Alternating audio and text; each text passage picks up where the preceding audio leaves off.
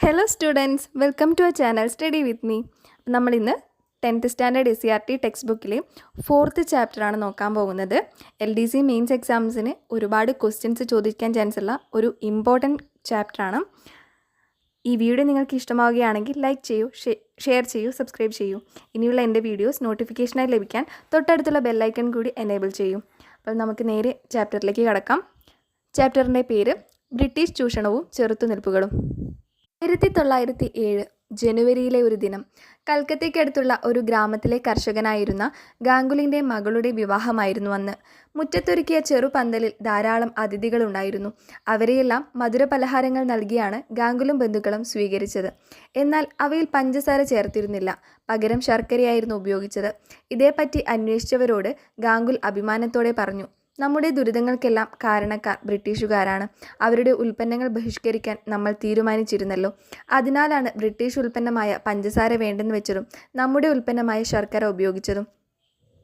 British ഭരണം ഇന്ത്യയിലെ വിവിധ വിഭാഗം ജനങ്ങളെ എങ്ങനെയെല്ലാമാണ് ബാധിച്ചത്, അവർ എങ്ങനെയൊക്കെ ഇതിനോട് പ്രതികരിച്ചു എന്നിവയാണ് ഈ ചാപ്റ്ററിൽ പറയുന്നത്. നമുക്ക് നേരെ നോക്കാം. ബ്രിട്ടീഷ് നയങ്ങളുടെ പ്രത്യാഘാതങ്ങൾ. ബ്രിട്ടീഷ് ആധിപത്യത്തിൻ്റെ ദുരിതം ആദ്യം അനുഭവിച്ചവരിൽ പ്രധാന വിഭാഗം കർഷകരായിരുന്നു. ബ്രിട്ടീഷുകാർ നടപ്പാക്കിയ ഭൂനികുതി നയങ്ങളായിരുന്നു കർഷകരുടെ നട്ടെല്ലൊടിച്ചത്. പരമാവധി വരുമാനമുണ്ടാക്കുക എന്നതായിരുന്നു നികുതി നയത്തിൻ്റെ ലക്ഷ്യം. ബ്രിട്ടീഷ് ഭരണത്തിന് കീഴിലുള്ള വിവിധ പ്രദേശങ്ങളിൽ വ്യത്യസ്ത ഭൂനികുതി സമ്പ്രദായങ്ങളാണ് നടപ്പാക്കിയത്. അപ്പോൾ വിവിധ ഭൂനികുതി വ്യവസ്ഥകളെക്കുറിച്ചും അവ നടപ്പിലാക്കിയ പ്രദേശങ്ങളെക്കുറിച്ചുമാണ് പറയുന്നത്. നോട്ട് ചെയ്തോളൂ. ശാശ്വത ഭൂനികുതി വ്യവസ്ഥ ബംഗാൾ, ബീഹാർ, ഒറീസ പ്രദേശങ്ങളിൽ. റൈട്ടുവാരി വ്യവസ്ഥ ദക്ഷിണേന്ത്യൻ പ്രദേശങ്ങളിൽ. മഹൽവാരി വ്യവസ്ഥ വടക്കു പടിഞ്ഞാറൻ ഇന്ത്യയിൽ. ശാശ്വത ഭൂനികുതി വ്യവസ്ഥയുടെ സവിശേഷതകൾ. ശാശ്വത ഭൂനികുതി വ്യവസ്ഥയിൽ ഒരു പ്രദേശത്തെ നികുതി പിരിച്ചെടുത്തിരുന്നത് സെമീന്ദാർമാരായിരുന്നു. നികുതി പിരിവിന് അധികാരമുണ്ടായിരുന്ന പ്രദേശത്തെ മുഴുവൻ ഭൂമിയുടെയും ഉടമസ്ഥൻ സെമീന്ദാർ ആയിരുന്നു. സെമീന്ദാർമാർ ഭൂവുടമകളായതോടെ യഥാർത്ഥ കർഷകർ കുടിയാന്മാരായി മാറി. വിളവിൻ്റെ 60% വരെ കർഷകർ നികുതിയായി നൽകണമായിരുന്നു. വിളവ് മോശമായാലും നികുതി നൽകണമായിരുന്നു. നിശ്ചിത തീയതിയിൽ നികുതി പണമായി നൽകണമായിരുന്നു. അപ്പോൾ ശാശ്വത ഭൂനികുതി വ്യവസ്ഥയുടെ സവിശേഷതകളാണ് കൊടുത്തിട്ടുള്ളത്. അത് നടപ്പിലാക്കിയത് സെമീന്ദാർമാരായിരുന്നു. വിളവിൻ്റെ 60% വരെ കർഷകർ നികുതിയായി നൽകണമായിരുന്നു. നികുതി പിരിക്കാൻ അവകാശമുണ്ടായിരുന്നത് സെമീന്ദാർമാർക്കായിരുന്നു. ഇത്രയും പോയിന്റ്സാണ് ഇവിടെ നോട്ട് ചെയ്യേണ്ടത്. ദക്ഷിണേന്ത്യയിൽ നടപ്പിലാക്കിയ റൈട്ടുവാരി വ്യവസ്ഥയിൽ കർഷകരിൽ നിന്ന് നേരിട്ട് നികുതി പിരിക്കുന്ന രീതിയാണ് ഉണ്ടായിരുന്നത്. അതായത് ശാശ്വത ഭൂനികുതി വ്യവസ്ഥയിലേതുപോലെ സെമീന്ദാർമാരോ മറ്റുള്ളവരോ ആയിരുന്നില്ല. ദക്ഷിണേന്ത്യയിൽ നടപ്പിലാക്കിയ റൈട്ടുവാരി വ്യവസ്ഥയിൽ കർഷകരിൽ നിന്ന് നേരിട്ട് നികുതി പിരിക്കുന്ന രീതിയാണ് ഉണ്ടായിരുന്നത്. ഭൂമിയുടെ ഉടമസ്ഥാവകാശം കർഷകനായിരുന്നു. എന്നാൽ അമിതമായ നികുതി നിരക്ക് കർഷകരെ ദരിദ്രരാക്കി. മാത്രമല്ല, നികുതി നിരക്ക് ഇടയ്ക്കിടെ വർദ്ധിപ്പിച്ചിരുന്നു. ഇനി മഹൽവാരി വ്യവസ്ഥയെക്കുറിച്ചാണ് പറയുന്നത്. മഹൽവാരി വ്യവസ്ഥയിൽ ഗ്രാമത്തലവന്മാരായിരുന്നു നികുതി പിരിച്ചെടുത്തത്. ഈ വ്യവസ്ഥയിലും നികുതി നിരക്ക് അമിതമായിരുന്നു. ഗ്രാമത്തെ ഒരു യൂണിറ്റായി, അതായത് മഹൽ, അത് അങ്ങനെയാണ് പറയുന്നത്, ഒരു യൂണിറ്റായി കണക്കാക്കിയാണ് നികുതി പിരിച്ചെടുത്തിരുന്നത്. ബ്രിട്ടീഷുകാർ നടപ്പിലാക്കിയ നികുതി നയങ്ങൾ കാർഷിക രംഗത്ത് വൻ പ്രത്യാഘാതങ്ങൾ ഉണ്ടാക്കി. ഉയർന്ന നികുതി നിശ്ചിത തീയതിയിൽ പണമായി അടയ്ക്കാൻ കഴിയാതെ വന്ന കർഷകർക്ക് പലപ്പോഴും കൊള്ളപ്പലിശക്കാരിൽ നിന്നും പണം കടം വാങ്ങേണ്ടി വന്നു. കൃഷിയിടം പണയപ്പെടുത്തിയാണ് അവർ കടം വാങ്ങിയത്. ഉയർന്ന പലിശ നിരക്കായിരുന്നു കർഷകരിൽ നിന്ന് ഈടാക്കിയത്.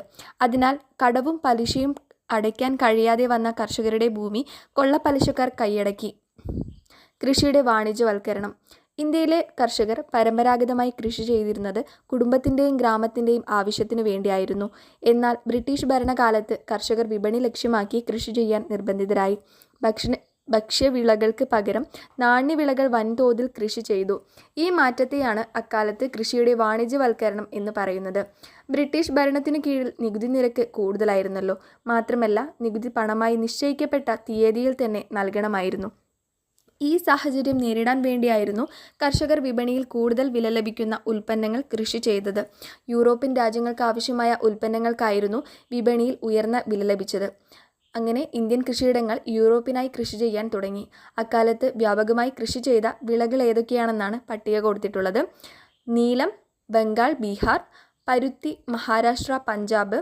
കരിമ്പ് ഉത്തർപ്രദേശ്. തേയില ആസാം, കേരളം. ചണം ബംഗാൾ. ഗോതമ്പ് പഞ്ചാബ്. നീലം കർഷകരുടെ കലാപം. നീലത്തിന് ബ്രിട്ടീഷ് ഭരണകാലത്ത് അക്കാലത്ത് വിപണിയിൽ ഉയർന്ന വില ലഭിച്ചിരുന്നു. തുണികൾക്ക് നിറം നൽകാനായിരുന്നു നീലം ഉപയോഗിച്ചിരുന്നത്. ഇന്നത്തെ പോലെ കൃത്രിമ ചായങ്ങൾ അന്നില്ലായിരുന്നു. 18-ാം നൂറ്റാണ്ടിൽ ഇംഗ്ലണ്ടിലുണ്ടായ വ്യവസായ വിപ്ലവം തുണി നിർമ്മാണ രംഗത്ത് വലിയ കുതിച്ചുചാട്ടമുണ്ടായി. അതോടെ നീലത്തിന്റെ ആവശ്യം വർദ്ധിച്ചു. ഇന്ത്യയിൽ നീലം കൃഷി വ്യാപകമാക്കേണ്ടത് ബ്രിട്ടീഷ് വ്യവസായികളുടെ ആവശ്യമായിരുന്നു. കർഷകർക്ക് വൻ തുക മുൻകൂറായി നൽകി അവരെക്കൊണ്ട് നീലം കൃഷി ചെയ്യിപ്പിച്ചു. ഉയർന്ന ഭൂനികുതി അടയ്ക്കാൻ കഴിയാതെ വിഷമിച്ച കർഷകർ കമ്പനി ഉടമകളുടെ പ്രലോഭനത്തിന് വഴങ്ങി നീലം വ്യാപകമായി കൃഷി ചെയ്തു. ബ്രിട്ടീഷുകാരിൽ നിന്നും പണം മുൻകൂറായി കൈപ്പറ്റിയ ഓരോ കർഷകനും തൻ്റെ കൃഷിയിടത്തിൻ്റെ നിശ്ചിത ഭാഗത്ത് നീലം കൃഷി ചെയ്യണമായിരുന്ന നിബന്ധന. മാത്രമല്ല, കൃഷിയിടത്തിൻ്റെ ഏറ്റവും ഫലഭൂയിഷ്ഠമായ ഭാഗത്തായിരുന്നു നീലം കൃഷി ഇറക്കേണ്ടിയിരുന്നത്. അതിനാൽ ഭക്ഷ്യധാന്യങ്ങൾ കൃഷി ചെയ്യുന്ന സ്ഥലങ്ങളിൽ നീലം കൃഷി ചെയ്യേണ്ടി വന്നു. വിളവെടുപ്പ് കാലത്താകട്ടെ ബ്രിട്ടീഷ് ഏജന്റുമാരുടെ ഇടപെടൽ കാരണം നീലത്തിൻ്റെ കുറഞ്ഞ വില മാത്രമേ ലഭിച്ചുള്ളൂ. പിൽക്കാലത്ത് കൃത്രിമ ചായങ്ങളുടെ കണ്ടെത്തലോടെ തുണികൾക്ക് നിറം നൽകാൻ നീലം ആവശ്യമില്ലാതെയായി. ഇതോടെ കൃഷിഭൂമിയുടെ ഭൂരിഭാഗവും നീലം കൃഷിക്ക് മാറ്റിവെച്ച കർഷകന്റെ അവസ്ഥ കൂടുതൽ ദുരിതത്തിലായി. 1859 ബംഗാളിൽ കർഷകർ സംഘടിച്ച് നീലം കൃഷി ഉപേക്ഷിക്കുകയാണെന്ന് പ്രഖ്യാപിച്ചു. അമ്പും വില്ലും വാളും കുന്തവുമായി അവർ നീലം ഫാക്ടറികൾ ആക്രമിച്ചു. നിരവധി സ്ത്രീകളും കലാപത്തിൽ പങ്കാളികളായി. ബ്രിട്ടീഷുകാരെ പിന്തുണച്ചവരെയും അവർക്കുവേണ്ടി ജോലി ചെയ്തവരെയും കലാപകാരികൾ ബഹിഷ്കരിച്ചു.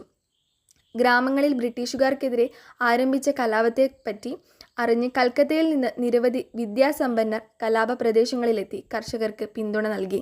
ഇതേ തുടർന്ന് നീലം കർഷകരുടെ പ്രശ്നങ്ങൾ പഠിക്കാൻ ബ്രിട്ടീഷ് ഭരണാധികാരികൾ ഒരു കമ്മീഷനെ നിയമിച്ചു. ലാഭകരമല്ലാത്തതിനാൽ നീലം കൃഷി അവസാനിപ്പിക്കണമെന്ന് കമ്മീഷൻ നിർദ്ദേശിച്ചു. ഇനി കേരളത്തിൽ നടന്ന കർഷക കലാപങ്ങളെക്കുറിച്ചാണ് പറയുന്നത്. ബ്രിട്ടീഷ് അധീനതയിലായിരുന്ന മലബാറും കലാപങ്ങൾക്ക് സാക്ഷ്യം വഹിച്ചു. ജന്മിമാരുടെയും ബ്രിട്ടീഷുകാരുടെയും ചൂഷണവും അടിച്ചമർത്തലുമാണ് കലാപത്തിലേക്ക് നയിച്ചത്. ജന്മിമാരെയാണ് ഭൂവുടമകളായി ബ്രിട്ടീഷുകാർ കണക്കാക്കിയത്. ബ്രിട്ടീഷുകാരുടെ പിന്തുണയോടെ ജന്മിമാർ നടത്തിയ കുടിയൊഴിപ്പിക്കലടക്കമുള്ള ദ്രോഹ നടപടികൾക്കെതിരെയാണ് കലാപം നടക്കുന്നത്. ഭൂവുടമകളായിരുന്ന ജന്മിമാരിൽ നിന്നും സ്ഥലം പാട്ടത്തിനെടുത്ത് കൃഷി ചെയ്ത് പാട്ടക്കുടിയന്മാരായിരുന്നു തെക്കേ മലബാറിലെ കർഷകർ. ഇവരിൽ ഭൂരിഭാഗവും മാപ്പിളമാരായിരുന്നു. അതുകൊണ്ട് 19-ാം നൂറ്റാണ്ടിലുണ്ടായ ഈ കലാപങ്ങൾ മാപ്പിള കലാപങ്ങൾ എന്നറിയപ്പെടുന്നു. 22ഓളം കലാപങ്ങൾ മലബാറിലുണ്ടായി. ഈ കലാപങ്ങളെ അടിച്ചമർത്താൻ വേണ്ടി മലബാർ സ്പെഷ്യൽ പോലീസ് എന്ന പേരിൽ ഒരു പ്രത്യേക വിഭാഗം പോലീസ് സേനയെ രൂപീകരിച്ചു. തുടർച്ചയായ കലാപങ്ങളെക്കുറിച്ച് പഠിക്കാൻ ബ്രിട്ടീഷ് ഗവൺമെൻറ് വില്യം ലോഗൻ കമ്മീഷനെ നിയമിച്ചു. ഇമ്പോർട്ടൻ്റ് പോയിൻ്റ് ആണ്. മലബാർ കലാപങ്ങളെക്കുറിച്ച് പഠിക്കാൻ വേണ്ടി നിയമിച്ച കമ്മീഷൻ്റെ പേരാണ് വില്യം ലോഗൻ കമ്മീഷൻ. കാടുകൾ കലാപഭൂമിയാകുന്നു. ബംഗാൾ, ജാർഖണ്ഡ്, ബീഹാർ സംസ്ഥാനങ്ങളിലായി പരന്നുകിടക്കുന്ന രാജ്മഹൽ കുന്നുകളുടെ താഴ്വരയിൽ ജീവിച്ചു വന്ന ഗോത്രജനതയായിരുന്നു സാന്താൾമാർ. വനവിഭവങ്ങൾ ശേഖരിച്ചും കൃഷി ചെയ്തും പ്രകൃതിയോട് ഇണങ്ങി ജീവിച്ചു പോന്നവർ. കരുത്തരും അധ്വാനശീലരും തനതായ സംസ്കാരമുള്ളവരുമായിരുന്നു അവർ. ബ്രിട്ടീഷ് ആധിപത്യം സ്ഥാപിക്കപ്പെട്ടതോടെ സാന്താൾ ജനതയുടെ ജീവിതത്തിൻ്റെ താളം നഷ്ടപ്പെട്ടു. സെമീന്ദാർമാരും കൊള്ളപ്പലിശക്കാരും അവരുടെ ഭൂമി കൈയടക്കി. റെയിൽവേ നിർമ്മാണത്തിനു വേണ്ടി സാന്താൾ ജനതയെ അടിമകളെപ്പോലെ ബ്രിട്ടീഷ് ഉദ്യോഗസ്ഥർ ജോലി ചെയ്യിപ്പിച്ചു.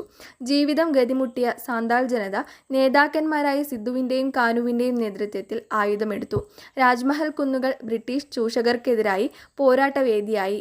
ഗോത്രജനതയുടെ പോരാട്ട വീര്യത്തിനു മുന്നിൽ ബ്രിട്ടീഷുകാർ പകച്ചു നിന്നു. എന്നാൽ ദീർഘകാലം പിടിച്ചു നിൽക്കാൻ സാന്താൾ ജനതയ്ക്ക് കഴിഞ്ഞില്ല.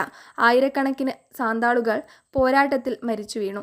1855 ബ്രിട്ടീഷുകാർക്കെതിരെ സാന്താൾ ജനത നടത്തിയ ചെറുത്തുനിൽപ്പിൻ്റെ വിവരണമാണ് മുകളിൽ കൊടുത്തിട്ടുള്ളത്. ഗോത്രജനതയെയും ബ്രിട്ടീഷ് ഭരണത്തിൻ്റെ ദുരിതങ്ങൾ അനുഭവിച്ചിരുന്നു. വനവിഭവങ്ങൾ ശേഖരിക്കൽ, കന്നുകാലി വളർത്തൽ, പൂനം കൃഷി, വേട്ടയാടൽ എന്നിവയായിരുന്നു ഗോത്രജനതയുടെ ജീവിത ഉപാധികൾ. ബ്രിട്ടീഷുകാർ നടപ്പിലാക്കിയ വനനിയമങ്ങൾ ഗോത്രജീവിതത്തെ ദുരിതമയമാക്കി. വനങ്ങളെ സംരക്ഷിത പ്രദേശങ്ങളാക്കി പ്രഖ്യാപിച്ചതോടെ വനത്തിലേക്കുള്ള പ്രവേശനം നിഷേധിച്ചു. ബ്രിട്ടീഷുകാർക്ക് ആവശ്യമായ മരങ്ങൾ ലഭ്യമായ വനങ്ങളായിരുന്നു സംരക്ഷിത വനമായി പ്രഖ്യാപിച്ചത്. ഇനി അടുത്തത് കുറിച്യ കലാപത്തെക്കുറിച്ചാണ് പറയുന്നത്. ബ്രിട്ടീഷുകാരുടെ ചൂഷണത്തിനെതിരെ നടന്ന ആദ്യത്തെ ഗോത്ര കലാപമാണ് വയനാട്ടിലെ കുറിച്യ കലാപം. വയനാട്ടിലെ ഗോത്രജനതയായ കുറിച്യരും കുറുമ്പരുമാണ് കലാപം നടത്തിയത്. 1812 നടന്ന ഈ കലാപത്തിൻ്റെ കാരണങ്ങൾ എന്തൊക്കെയാണെന്ന് പറയുന്നുണ്ട്, നോക്കാം. ബ്രിട്ടീഷുകാർ അമിത നികുതി ചുമത്തിയത്, നികുതി പണമായി അടയ്ക്കാൻ നിർബന്ധിച്ചത്, നികുതി അടയ്ക്കാൻ കഴിയാത്തവരുടെ കൃഷിഭൂമി ബ്രിട്ടീഷുകാർ പിടിച്ചെടുത്തത്. കലാപം നടന്നത് കുറിച്യ നേതാവായ രാമനമ്പിയുടെ നേതൃത്വത്തിലായിരുന്നു. ഗോത്രജനതയ്ക്ക് പുറമെ മറ്റ് വിഭാഗങ്ങളും കലാപത്തിൽ പങ്കാളികളായി. കലാപം അടിച്ചമർത്തിയ ബ്രിട്ടീഷുകാർ രാമനമ്പിയെ പിടികൂടി വധിച്ചു. തലശ്ശേരിയിലെ അന്നത്തെ സബ് കളക്ടർ TH ബേബർ കലാപത്തെക്കുറിച്ച് ഇങ്ങനെ രേഖപ്പെടുത്തി: 1 മാസം കൂടി പിടിച്ചു നിൽക്കാൻ കലാപകാരികൾക്ക് കഴിയുമായിരുന്നെങ്കിൽ രാജ്യം അവരുടെ നിയന്ത്രണത്തിലായേനെ. 19-ാം നൂറ്റാണ്ടിൽ സാന്താൾ കുറിച്യ കലാപങ്ങൾക്ക് പുറമെ നിരവധി ഗോത്ര കലാപങ്ങൾ ഇന്ത്യയുടെ വിവിധ പ്രദേശങ്ങളിൽ നടന്നു. അവയിൽ പ്രധാനപ്പെട്ടവ താഴെ കൊടുത്തിട്ടുണ്ട്. പഹാരിയ കലാപം, ഭീൽ കലാപം, കോൾ കലാപം, മുണ്ട കലാപം, ഖാസി കലാപം. ഇന്ത്യയിലെ ഗോത്ര കലാപങ്ങളെക്കുറിച്ച് ചരിത്രകാരനായ K. സുരേഷ് സിംഗ് പറഞ്ഞ വാക്കുകൾ ശ്രദ്ധിക്കൂ. കർഷകരുൾപ്പെടെയുള്ള ഏത് ജനവിഭാഗങ്ങളെക്കാളും തീവ്രവും നിരന്തരവും ആക്രമണോത്സുകവുമായ ബ്രിട്ടീഷ് വിരുദ്ധ സമരങ്ങളായിരുന്നു നിരക്ഷരരായ ഗോത്രജനത നടത്തിയിരുന്നത്. ഇനി പരമ്പരാഗത വ്യവസായങ്ങളുടെ തകർച്ചയെക്കുറിച്ചാണ് പറയുന്നത്. അത് വില്യം ബെന്റിക് പ്രഭു പറഞ്ഞ ചില വാക്കുകൾ ഇവിടെ തന്നിട്ടുണ്ട്. ഇന്ത്യയുടെ വാണിജ്യ ചരിത്രത്തിൽ ഇതുപോലൊരു ദുരിതം കാണാനില്ല. പരുത്തി നെയ്ത്തുകാരുടെ എല്ലുകൾ ഇന്ത്യൻ സമതലങ്ങളെ വെളുപ്പിക്കുന്നു. ഒന്ന് നോട്ട് ചെയ്ത് വെച്ചോളൂ. ഒരു കാലത്ത് ലോകമെങ്ങും പ്രശസ്തമായിരുന്ന ഇന്ത്യൻ തുണി വ്യവസായത്തിൻ്റെ തകർച്ച സംബന്ധിച്ച് ഇന്ത്യയിലെ ഗവർണർ ജനറലായിരുന്ന വില്യം ബെന്റിക് പ്രഭു നടത്തിയ നിരീക്ഷണമാണ് മുകളിൽ നൽകിയിട്ടുള്ളത്. ബ്രിട്ടീഷ് നയങ്ങൾ ഇന്ത്യൻ കാർഷിക രംഗത്തെ മാത്രമല്ല കരകൗശല വ്യവസായത്തെയും പൂർണ്ണമായും നശിപ്പിച്ചു. ഈ നാശത്തിൻ്റെ കാരണങ്ങൾ പരിശോധിക്കാം. യന്ത്രനിർമ്മിത ബ്രിട്ടീഷ് തുണിത്തരങ്ങൾ വൻതോതിൽ ഇന്ത്യയിലേക്ക് ഇറക്കുമതി ചെയ്തതാണ് തുണി വ്യവസായത്തിൻ്റെ നാശത്തിനുള്ള പ്രധാന കാരണം. ബ്രിട്ടനിൽ നിന്ന് കൊണ്ടുവന്ന യന്ത്രനിർമ്മിതമായ തുണികൾക്ക് വില കുറവായതിനാൽ ഇന്ത്യയിൽ എളുപ്പത്തിൽ വിറ്റഴിഞ്ഞു. റെയിൽവേ വ്യാപകമായതും ഇന്ത്യൻ തുണി വ്യവസായത്തിൻ്റെ തകർച്ചയ്ക്ക് കാരണമായി. ഇന്ത്യയിലെ തുറമുഖ നഗരങ്ങളിലെത്തുന്ന തുണിത്തരങ്ങൾ വിദൂര ഗ്രാമങ്ങളിലേക്ക് എത്തിക്കാനും ഗ്രാമങ്ങളിലെ പരുത്തി ശേഖരിച്ച് തുറമുഖങ്ങളിലൂടെ ബ്രിട്ടനിലെത്തിക്കാനും റെയിൽവേയുടെ വ്യാപനം ബ്രിട്ടീഷുകാരെ സഹായിച്ചു. ഇതോടെ ഗ്രാമങ്ങളിലെ വിപണിയും ഇന്ത്യൻ നെയ്ത്തുകാർക്ക് നഷ്ടമായി. ബ്രിട്ടനിലേക്ക് കയറ്റുമതി ചെയ്തിരുന്ന ഇന്ത്യൻ തുണിത്തരങ്ങളുടെ മേൽ ബ്രിട്ടീഷ് ഗവൺമെൻറ് ചുമത്തിയ ഉയർന്ന നികുതി കാരണം അവയുടെ വില വർദ്ധിച്ചു. അതോടെ ബ്രിട്ടീഷ് വിപണി ഇന്ത്യൻ തുണിത്തരങ്ങൾക്ക് നഷ്ടമായി. ബ്രിട്ടീഷ് ഉദ്യോഗസ്ഥരുടെ ചൂഷണവും പീഡനവും കാരണം ധാരാളം തൊഴിലാളികൾ നെയ്ത്തുജോലി ഉപേക്ഷിച്ചു. കുറഞ്ഞ വിലയ്ക്ക് ഉൽപ്പന്നങ്ങൾ കൈമാറാനും കുറഞ്ഞ കൂലിക്ക് ജോലി ചെയ്യാനും അവർ തൊഴിലാളികളെ നിർബന്ധിച്ചു. ഇതു കാരണം പലരും മറ്റു ജോലികൾ തേടിപ്പോയി. തുണി വ്യവസായത്തിൻ്റെ തകർച്ചയുടെ ആദ്യ പ്രതിഫലനം കണ്ടത് നഗരങ്ങളിലായിരുന്നു. മൂർഷിദാബാദും ധാക്കയും പോലുള്ള തുണിത്തര നിർമ്മാണ കേന്ദ്രങ്ങൾ ജനവാസരഹിതമാവുകയും ആ ജോലിയിൽ ഏർപ്പെട്ടിരുന്നവർ ഗ്രാമങ്ങളിലെത്തി കൃഷിപ്പണിയിലേക്ക് തിരിയുകയും ചെയ്തു.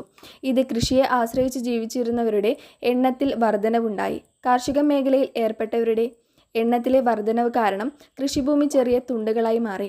ഉൽപാദന മുരടിപ്പായിരുന്നു ഇതിൻ്റെ പ്രത്യക്ഷമായ ഫലം. ഗ്രാമങ്ങളിലെ കരകൗശല വ്യവസായങ്ങളുടെ സ്ഥിതിയും വ്യത്യസ്തമായിരുന്നില്ല. 1857 ഒന്നാം സ്വാതന്ത്ര്യ സമരം. 1857 മെയ് 11 പുലർക്കാലം. വലിയൊരു ആരവം കേട്ടാണ് ഡൽഹിയിലെ ജനങ്ങൾ ഉണർന്നത്. മീററ്റിൽ നിന്ന് യമുന നദി കടന്ന് ആയുധങ്ങളുമായി ആയിരക്കണക്കിന് കലാപകാരികൾ ഡൽഹിയിലെത്തുകയാണ്.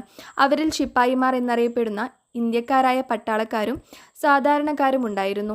തലേന്ന് രാത്രി മീററ്റിൽ അവർ ബ്രിട്ടീഷ് ഉദ്യോഗസ്ഥരെ വധിക്കുകയും ബ്രിട്ടീഷ് സ്ഥാപനങ്ങൾക്ക് തീയിടുകയും ചെയ്തു. ഡൽഹിയിലെത്തിയ കലാപകാരികൾ മുഗൾ ചക്രവർത്തി ബഹദൂർ ഷാ രണ്ടാമനെ ഇന്ത്യയുടെ ചക്രവർത്തിയായി പ്രഖ്യാപിച്ചു. അധികം താമസിയാതെ കലാപം ഉത്തരേന്ത്യയിലെ മറ്റു ഭാഗങ്ങളിലേക്കും വ്യാപിച്ചു. 1857 കലാപത്തിൻ്റെ വിവരണമാണ് മുകളിൽ നൽകിയിട്ടുള്ളത്. ഈ കലാപത്തിന് തുടക്കം കുറിച്ച സ്ഥലം ചോദിക്കുന്നുണ്ട്. മീററ്റിലാണ്. ശിപ്പായിമാരായിരുന്നു ഇതിന് നേതൃത്വം നൽകിയത്. തുച്ഛമായ ശമ്പളവും ബ്രിട്ടീഷ് ഉദ്യോഗസ്ഥന്മാരിൽ നിന്ന് നേരിട്ട അവഹേളനവുമായിരുന്നു ശിപ്പായിമാരുടെ അസംതൃപ്തിക്ക് കാരണം. സൈനികർക്ക് പുതുതായി നൽകിയ എൻഫീൽഡ് തോക്കുകളിൽ ഉപയോഗിക്കുന്ന തിരകളിൽ പശുവിൻ്റെയും പന്നിയുടെയും കൊഴുപ്പാണ് ഉപയോഗിക്കുന്നതെന്ന പ്രചാരണം അവരെ പ്രകോപിപ്പിച്ചു. ഹിന്ദുക്കളും മുസ്ലിങ്ങളുമായ സൈനികരുടെ മതവികാരത്തെ വ്രണപ്പെടുത്തുന്നതായിരുന്നു ഇത്. പുതിയ തിരകൾ ഉപയോഗിക്കാൻ വിസമ്മതിച്ച ശിപ്പായിമാരെ ബ്രിട്ടീഷ് മേധാവികൾ ശിക്ഷിച്ചു. ബംഗാളിലെ ബാരക്പൂരിൽ മംഗൾ പാണ്ഡെ എന്ന സൈനികൻ പുതിയ തിര ഉപയോഗിക്കാൻ നിർബന്ധിച്ച ബ്രിട്ടീഷ് ഉദ്യോഗസ്ഥനു നേരെ വെടിയുതിർത്തു. തുടർന്ന് അറസ്റ്റിലായ മംഗൾ പാണ്ഡെയെ വിചാരണ ചെയ്ത് തൂക്കിക്കൊന്നു. രാജാക്കന്മാർ, കർഷകർ, കരകൗശല തൊഴിലാളികൾ എന്നിങ്ങനെ ഇന്ത്യൻ സമൂഹത്തിലെ വിവിധ വിഭാഗങ്ങൾ കലാപത്തിൽ പങ്കാളികളായി.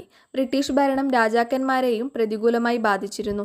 ദത്തവകാശ നിരോധന നിയമത്തിനു പുറമെ ദുർഭരണക്കുറ്റം ആരോപിച്ചും ബ്രിട്ടീഷുകാർ നാട്ടുരാജ്യങ്ങളെ പിടിച്ചടക്കി. ഇത് രാജാക്കന്മാരെ കലാപം നയിക്കാൻ പ്രേരിപ്പിച്ചു. ഹിന്ദു മുസ്ലിം ഐക്യമായിരുന്നു കലാപത്തിൻ്റെ യഥാർത്ഥ ശക്തി. സൈനികരുടെയും ജനങ്ങളുടെയും നേതാക്കളുടെ ഇടയിൽ പരിപൂർണ സഹകരണം നിലനിന്നിരുന്നു. ഡൽഹി പിടിച്ചെടുത്ത കലാപകാരികൾ ബഹദൂർ ഷാ രണ്ടാമനെ ചക്രവർത്തിയായി പ്രഖ്യാപിച്ചു. കലാപത്തിൻ്റെ പ്രധാന കേന്ദ്രങ്ങളെയും നേതൃത്വം കൊടുത്തവരെയുമാണ് താഴെ കൊടുത്തിട്ടുള്ള പട്ടികയിൽ നിന്ന് പരിചയപ്പെടാം. കലാപസ്ഥലം, നേതാക്കന്മാർ വളരെ ഇമ്പോർട്ടൻ്റ് ആണ്, നോട്ട് ചെയ്തോളൂ. ഡൽഹിയിൽ ബഹദൂർ ഷാ രണ്ടാമൻ, ഝാൻസി റാണി ലക്ഷ്മിബായി, ലക്നൗ ബീഗം ഹസ്രത്ത് മഹൽ, കാൺപൂർ നാനാ സാഹിബും താന്തിയ തോപ്പിയും, ഫൈസാബാദിൽ മൗലവി അഹമ്മദുള്ള. ബ്രിട്ടീഷുകാരുടെ ശക്തമായ സൈനിക ബലത്തിനു മുന്നിൽ പിടിച്ചു നിൽക്കാൻ കലാപകാരികൾക്ക് കഴിഞ്ഞില്ല. കലാപത്തെ ബ്രിട്ടീഷുകാർ പൂർണ്ണമായും അടിച്ചമർത്തി.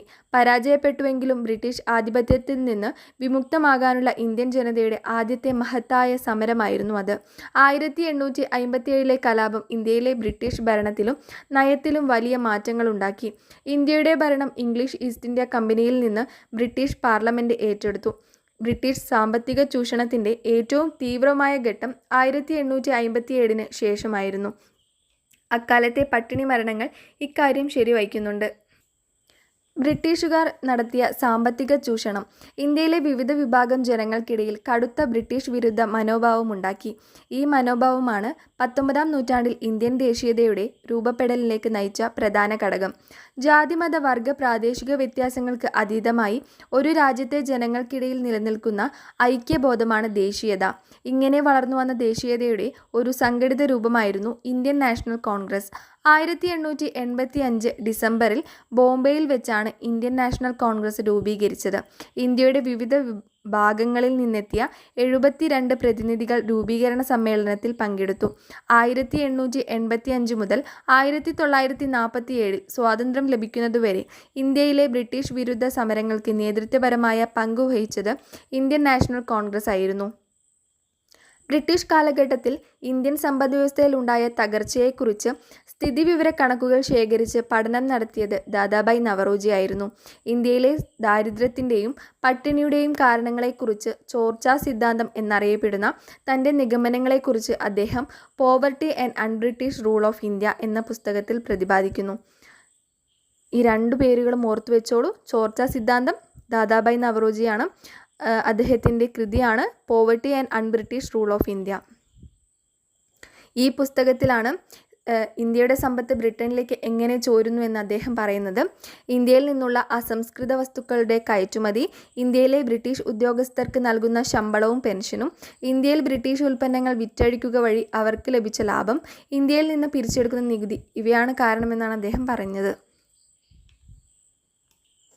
സ്വദേശി പ്രസ്ഥാനം, പുതിയതരം ചെറുത്തുനിൽപ്പുകൾ. സാമ്പത്തിക ചോർച്ച തടയാൻ ബ്രിട്ടീഷ് ഉൽപ്പന്നങ്ങൾ ബഹിഷ്കരിക്കണമെന്നും പകരം ഇന്ത്യൻ ഉൽപ്പന്നങ്ങൾ ഉപയോഗിച്ചുകൊണ്ട് ഇന്ത്യൻ വ്യവസായങ്ങളെ ശക്തിപ്പെടുത്തണമെന്നും ആദ്യകാല ദേശീയ നേതാക്കന്മാർ ആഹ്വാനം ചെയ്തു.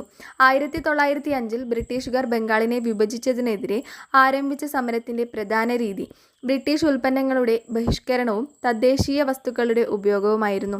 സമരത്തിൻ്റെ ഭാഗമായി വിദേശ വസ്തുക്കൾ ശേഖരിച്ച് പരസ്യമായി കത്തിച്ചു. ഈ സമരരീതിയാണ് സ്വദേശി പ്രസ്ഥാനം എന്നറിയപ്പെട്ടത്. സൈഡിലൊരു ബോക്സ് തന്നത് നോക്കിക്കോളൂ. തമിഴ്നാട്ടിൽ സ്വദേശി പ്രക്ഷോഭത്തിന് നേതൃത്വം കൊടുത്ത V.O. ചിദംബരം പിള്ള തൂത്തുക്കുടി ആസ്ഥാനമാക്കി 1906 സ്വദേശി സ്റ്റീം നാവിഗേഷൻ കമ്പനി ആരംഭിച്ചു. അതിനാലാണ് അദ്ദേഹത്തെ കപ്പലോട്ടിയ തമിഴൻ എന്ന് വിളിക്കുന്നത്. പ്രാദേശിക കച്ചവടക്കാരിൽ നിന്നും പിരിച്ചെടുത്ത 6 ലക്ഷം രൂപ മുതൽ മുടക്കിയാണ് അദ്ദേഹം അത് സ്ഥാപിച്ചത്. ഈ പേര് ഓർത്തു വെച്ചോളൂ. കപ്പലോട്ടിയ തമിഴൻ എന്നറിയപ്പെടുന്നത് V.O. ചിദംബരം പിള്ളയാണ്. സ്ത്രീകൾ, തൊഴിലാളികൾ, വിദ്യാർത്ഥികൾ എന്നിവരുടെ പങ്കാളിത്തമായിരുന്നു ഈ സമരത്തിൻ്റെ പ്രധാന സവിശേഷത. വിദേശ വസ്ത്രങ്ങൾ അലക്കുകയില്ലെന്ന് അലക്കുകാരും വിദേശ വസ്തുക്കൾ ഉപയോഗിച്ച് പൂജ നടത്തില്ലെന്ന് പുരോഹിതന്മാരും പ്രതിജ്ഞയെടുത്തു. വിദേശത്തു നിന്നുള്ള വളകളും പാത്രങ്ങളും ബഹിഷ്കരിച്ചുകൊണ്ട് സ്ത്രീകളും സ്കൂളുകൾ ബഹിഷ്കരിച്ചുകൊണ്ട് വിദ്യാർത്ഥികളും സമരത്തിൻ്റെ ഭാഗമായി. സ്വദേശി പ്രസ്ഥാനത്തോടെ ഇന്ത്യൻ ദേശീയത കൂടുതൽ ശക്തിപ്പെട്ടു. ബാലഗംഗാധര തിലക്, ലാലാ ലജ്പത് റായ്, ബിപിൻ ചന്ദ്രപാൽ എന്നിവർ ബ്രിട്ടീഷ് ഭരണം അവസാനിപ്പിക്കേണ്ടതിൻ്റെ ആവശ്യകത ഊന്നി പറഞ്ഞു. അവർ ലാൽ പാൽ ബാൽ എന്നറിയപ്പെട്ടു. സ്വാതന്ത്ര്യം എൻ്റെ ജന്മാവകാശമാണ്, അത് ഞാൻ നേടുക തന്നെ ചെയ്യും.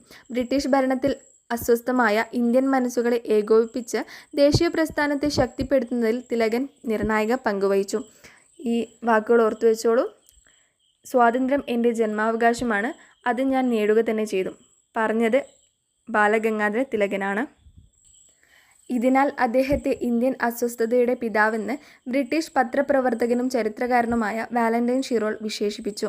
അപ്പോൾ ഇത്രയുമാണ് ഈ ചാപ്റ്ററിൽ പറയാനുള്ളത്. മറ്റുള്ള ചാപ്റ്ററുകളുമായി പെട്ടെന്ന് തന്നെ വരുന്നതായിരിക്കും.